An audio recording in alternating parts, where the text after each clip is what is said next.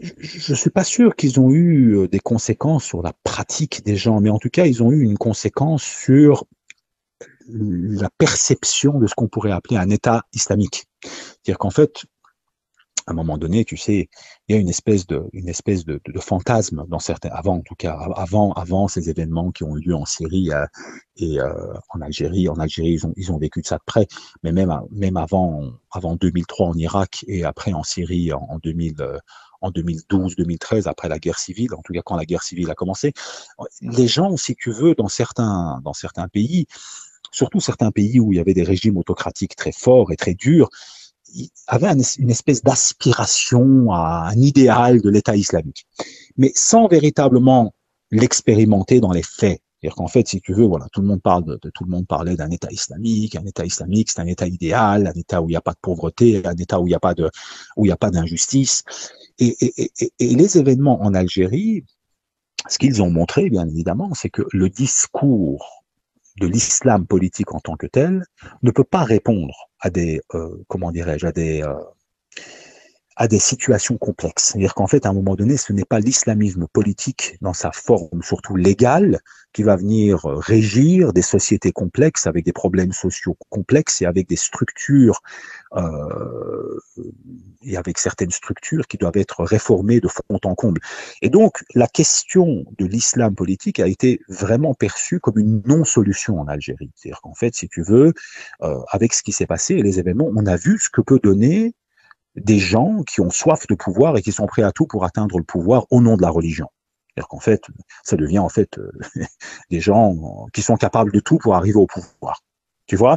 Et ça, c'est quelque chose qui n'est pas du tout en phase avec les principes de l'islam. Les principes de l'islam sont essentiellement des principes spirituels qui peuvent éventuellement avoir une dimension politique parce que l'être humain qui s'engage en politique le fait à partir de ses principes et de ses valeurs. Donc, inévitablement, l'un et l'autre peuvent s'imbriquer, mais en tout cas, l'islam politique dans son côté simpliste n'a pas du tout, si tu veux, fait ses preuves. Ça veut dire que tous les pays qui sont passés à ce qu'on appelle un État islamique, en tout cas ce qu'on percevait comme étant un État islamique, c'est-à-dire essentiellement un État qui applique des lois religieuses dans leur côté légal seulement, tu vois, n'ont pas montré quoi que ce soit. Je veux dire que quand tu vois ce qui s'est passé en Égypte, par exemple, avec les frères musulmans qui ont pris le pouvoir, qu'est-ce qu'on a vu réellement?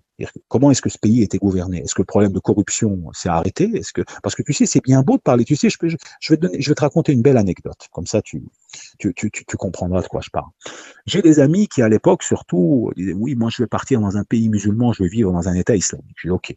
C'est quoi pour toi l'État islamique? Ah, c'est un état où mon épouse, elle peut porter le foulard, un état où j'entends l'appel à la prière et où je peux m'arrêter pour aller prier. Je dis, OK. Et je dis, imaginons que tu trouves un endroit où tu entends la prière 5 fois par jour, où ta femme peut porter le foulard et tu peux aller prier, mais tu dois, tous les fonctionnaires, à chaque fois que tu as besoin d'un document administratif, tu dois mettre un billet en dessous de la table pour avoir ton document. Selon toi, est-ce que c'est un état islamique?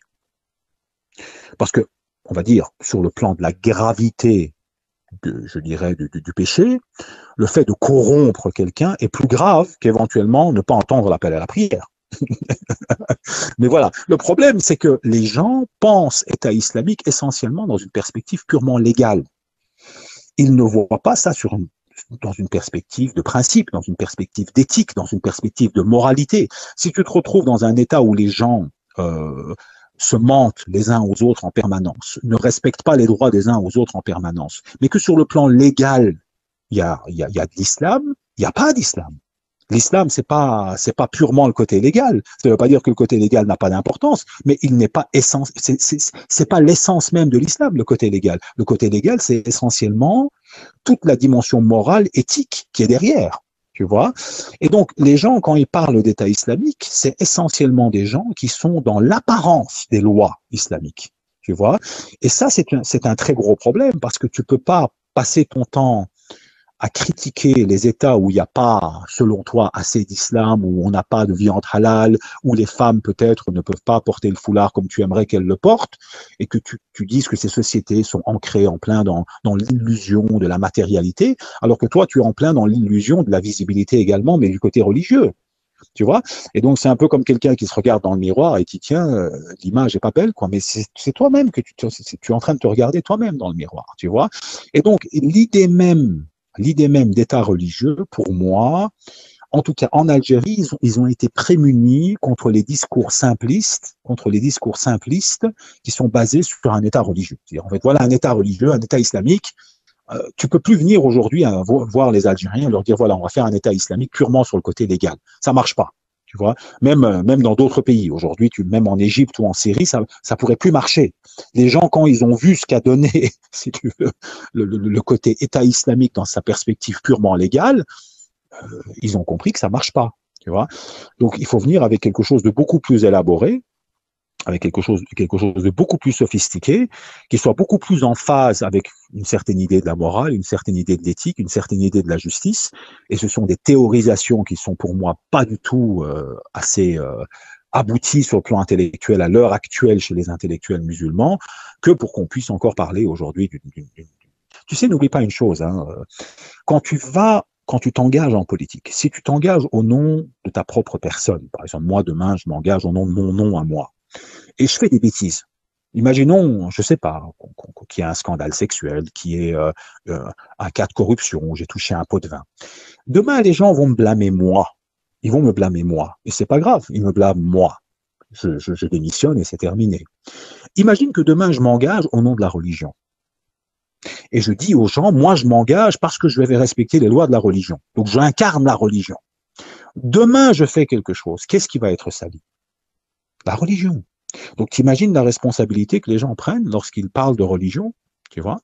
Et donc, il ne faut pas manipuler la religion. Il ne faut pas manipuler la religion. Il ne faut pas venir dire aux gens, si vous votez pas pour moi, c'est illicite, comme certains frères musulmans ont fait en Égypte, c'est haram de ne pas voter pour nous, par exemple. Tu vois, donc c'est illicite de ne pas voter pour nous. Quand les gens font ça, et que demain ils commettent des erreurs, choses qu'ils vont commettre parce que ce sont des êtres humains, c'est toute la religion qui va être salie. Tu vois? Donc, si tu veux gouverner, gouverne en ton nom. Alors maintenant, s'il s'avère que tu es musulman et que tu défends certains principes et certaines valeurs à ta propre échelle, tant mieux. On pourrait peut-être même voter, peut-être certaines personnes vont voter pour toi parce que tu es quelqu'un qui a des valeurs religieuses. Mais n'utilise pas la religion comme un discours politique pour te faire élire. Tu comprends? C'est ça qui, moi, je condamne. C'est-à-dire, il faut une séparation, non pas entre la religion et la politique parce que c'est pas possible, mais entre la gouvernance et la religion. C'est-à-dire, n'utilise pas la religion comme un outil de gouvernance, parce qu'inévitablement, tu vas te faire passer toi comme le représentant de cette religion. Chose qu'il ne faut pas faire. Tu vois? Maintenant, sur le plan individuel, tu peux défendre des valeurs religieuses. Et on a besoin de gens qui défendent des valeurs religieuses. C'est important, tu vois? Mais ne manipule pas la religion à des fins électorales. Tu vois? C'est surtout ça qu'il faut dénoncer. Ça, c'est surtout essentiellement ma position.